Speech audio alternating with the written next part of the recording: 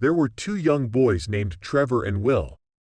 Since school was out, they spent most of their summer vacation hanging out and exploring the nearby town looking for things to do. One hot August night, both boys were sitting on a fence by the main road. Right across the road was a cornfield that stretched further than the eye could see. Suddenly, Trevor spotted something in the field. In the darkness, it was difficult to make out, but he thought it looked like some kind of animal, but not one that he recognized.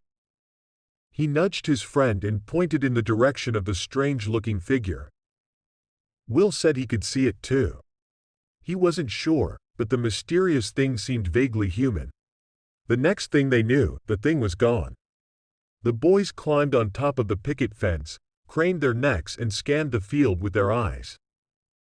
Out of the blackness came the thing. It slowly walked over to the edge of the field before disappearing again. Trevor and Will looked at each other, puzzled.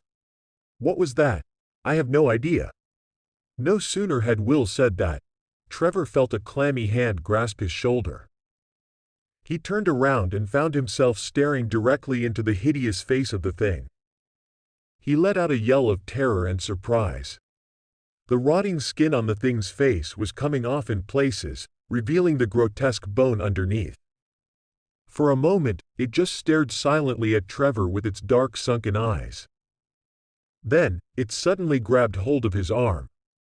Trevor felt its fingernails dig into his flesh as he wriggled out of its grasp. The two boys leapt off the fence and ran for their life down the road, screaming in horror. They didn't stop running until they reached their homes. They tried to tell their parents and friends about the thing they had seen that night, but nobody believed them. When Trevor woke up the next morning, the scratches on his arm were still there. After a few days, they got worse and worse.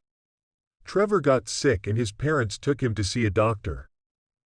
Upon examining his arm, the doctor told the boy it was infected and gave him some pills to take.